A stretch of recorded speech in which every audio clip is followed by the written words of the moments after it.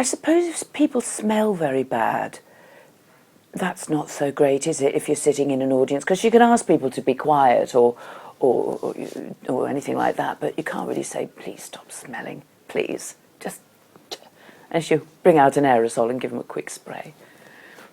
It's always a thought.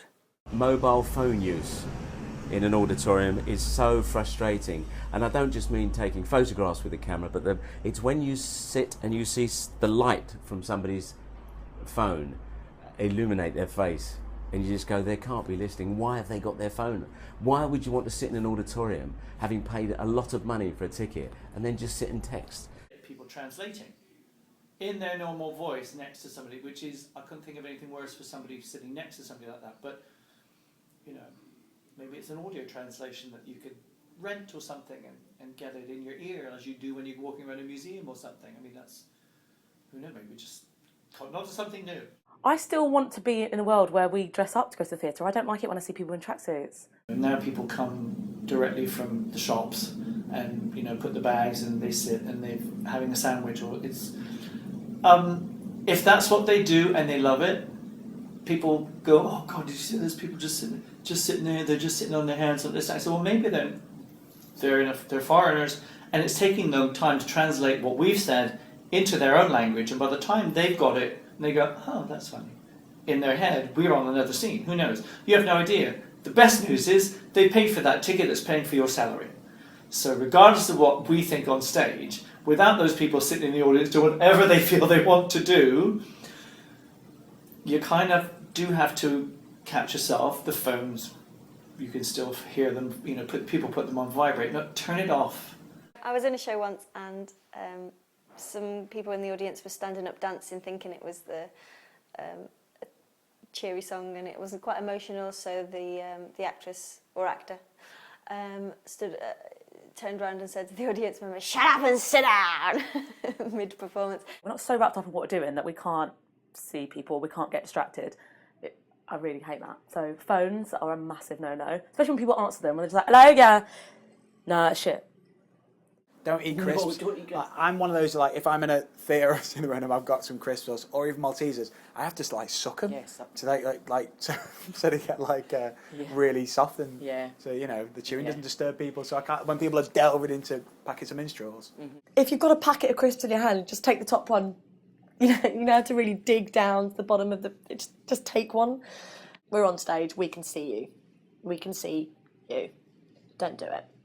I was watching a show the other day and there was about 6 people to my right who thought it was okay to have their own conversation, to the point where I then just turned around and went, shut up, what are you doing? Be quiet. And then they opened sweets at the quietest moments of the show, when this poor girl on the stage is trying to sing her heart out, you know, of a really lovely love song, and they're opening sweets. You know, what are you thinking? Don't. Sweets should be banned from the theatre. I know they have to make money. If you're listening West End theatres, ban your sweets, because it drives me nuts. Actually, I went to see the King's Speech. My friend Adam Lilly was in it, and we were in the dress circle, and I reckon 6 or 7 rows behind us, someone was opening a bag of sweets and was unwrapping them. And it got to the point where people were turning around and telling them to shut up. I sound like a grumpy old man, and I'm so not, but I just think it's just so rude and so disrespectful. And I think the theatres, I know they have to make money, but they make money on their wine, or their, do you know what I mean? They don't actually need to sell sweets in a theatre. I went to see Starlight Express in Wimbledon, and they were serving sweets in cups, like you do in Woolworths. Do you remember Woolies? You used to get a pick and mix in a bag. That's what they were doing, and it worked. Everyone had a cup of sweets. There was no noise, no unwrapping or anything. So you're there to take people on a journey and to tell them a story and to get them involved, and so it's a bit of escapism for them for a few hours. But and if somebody's phone goes off, it really breaks the concentration of everybody. People getting up to go to the toilet just before the end of Act 1. It's quite annoying because you're like, you only got 2 minutes, but I suppose they don't know that. They never choose the right time.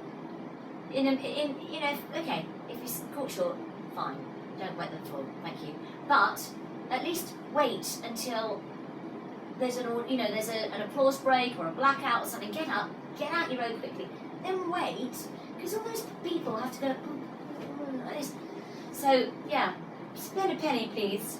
As an actor, it's not. I mean, it's hard to deal with because obviously you are trying to concentrate, you are trying to do your job, and there's people trying to enjoy the show and seeing what's going on. When there's like a few people who can be slightly disruptive, be conscientious that there's like another 1,600 people, 800 people, 20 people, however big the theatre is, that there's other people who are trying to enjoy the show, who have paid exactly the same amount of money as you have. Just do it for them as much as for the performers on stage. I mean, we're doing our job. We kind of have to be within a moment. It just takes more concentration, but that's our job. So, it's annoying, but you can deal with it. It's just not very nice for other people. The other day, someone was holding an iPad up to take pictures. I mean, how big is an iPad? And they were like this with an iPad, like taking pictures around the stage. We were like, we could see you. I do remember going to see Handel's Messiah once, and I was sitting, there was a friend I had to the left of me and a stranger to my right, and the stranger to my right got his phone out and started texting, and my friend to the left got very, very cross indeed, and he started sort of sniffing and at this fella, and they ended up having a full-scale row in the middle of Handel's Messiah. The Prince of Peace was going on, and I was kind of, it was terrible. I think it's just to do with the fact they don't understand that there are other people around and that also that's going on. Maybe one should just pause and then they'd go, what? Oh, and feel terrible about it. But I think most of the people are completely unaware. They don't get it. Because if you think in life, we have noise all the time. We have iPods, we have, music going through elevators, we have noise everywhere. So nobody really understands the fact that really one should be still and quiet, and it's okay to be still and quiet. So, and they don't understand that people around feel. I don't think it's purposely being rude. I think people just are completely unaware at the moment. I just think it's nice to be able to sit and allow somebody else to entertain you, let it wash over you, take the whole thing in, and get immersed in that whole experience. And if you're still doing other stuff that's outside of these four walls, then you're not fully in the moment, are you? And you might miss something that's really vital that makes the whole thing make sense.